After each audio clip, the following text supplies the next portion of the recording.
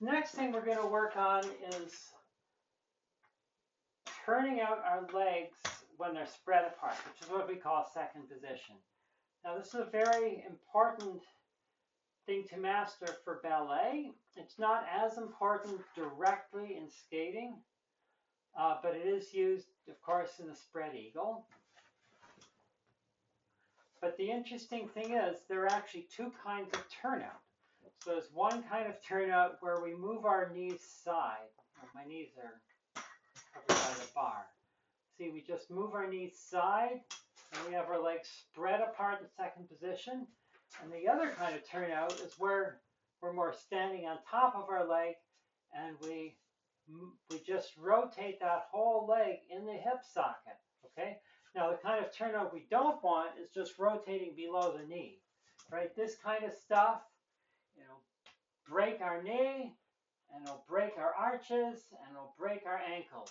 You give us tendonitis, give us all sorts of knee problems. We don't want that. So, again, like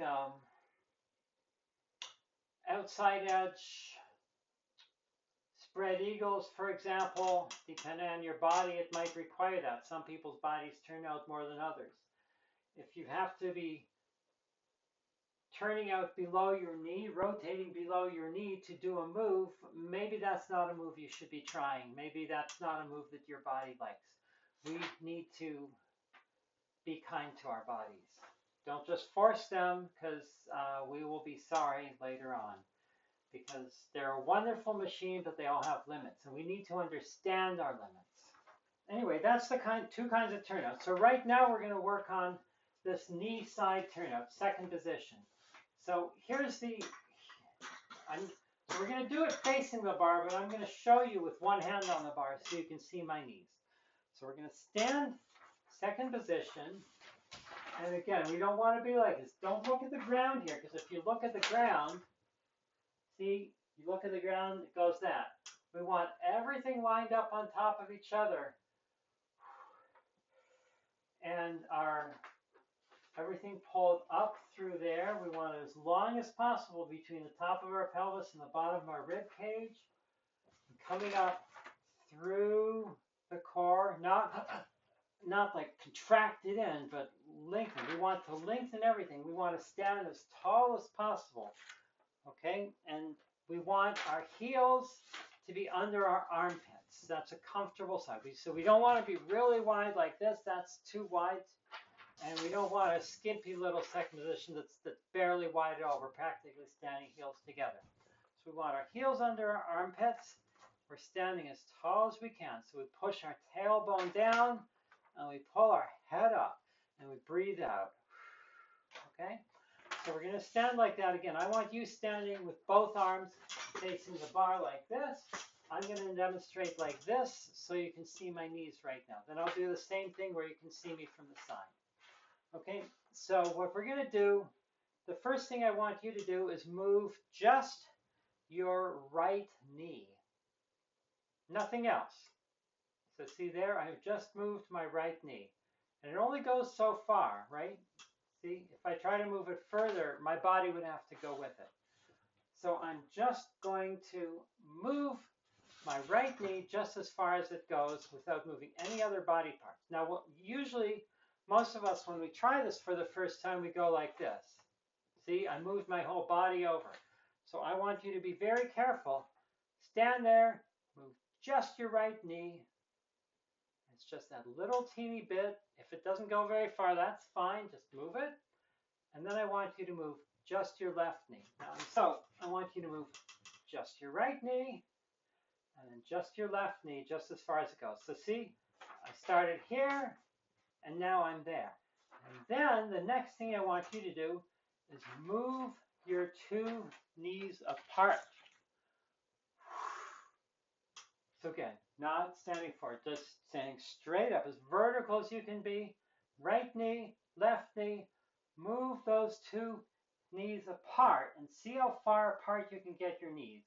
When they don't go apart any further, that's how far you go. Keep your heels on the floor. Now, we take the backs of our knees, this point, we want to think about moving the backs of our knees together. So see, my knees are facing sideways. They want to stay facing sideways. We don't want to bring them in like that, right? So here again, I get there. Now move the backs of my knees together until we get back straight.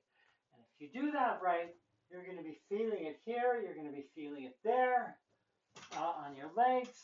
It's a lot of work because when we come up, our bodies want to just kind of rotate our knees in, but we want to keep our knees facing sideways the whole time.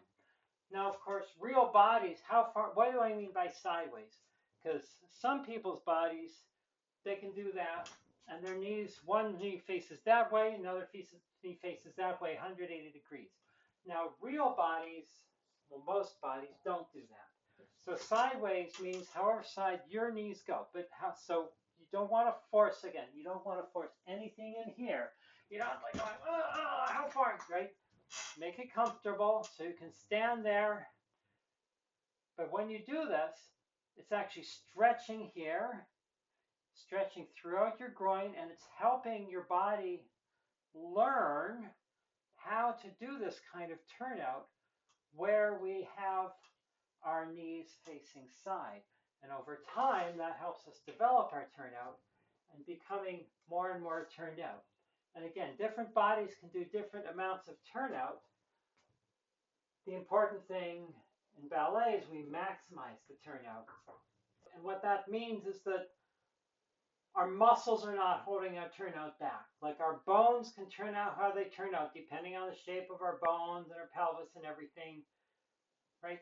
So we want to maximize it. You know, you can't go more than your maximum. If your bone says your turnout's going to be like this, it's going to be like this. You can't turn out anymore because your bones are in the way. So different people have different bones. That's okay. We want to maximize our turnout, and the reason why is in ballet, actually the way we develop, it developed from these fencing positions. And we use that in Barre skating sometimes. And we use turnout in many places in skating.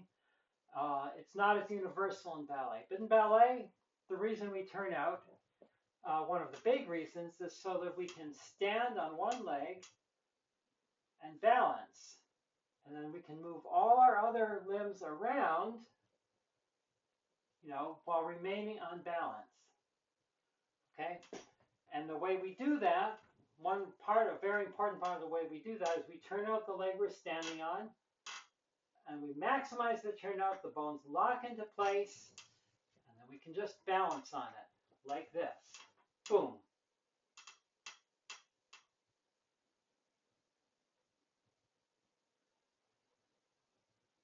All right. Okay. So that's not, now in skating, of course, we do not, you know, we typically don't have our skating leg turned out. If we went like this, we would skid to a stop or fall on our face. We have our skating leg forward, but there are many places, even when we're standing on a leg and skating on it, where we are turning out at least one hip.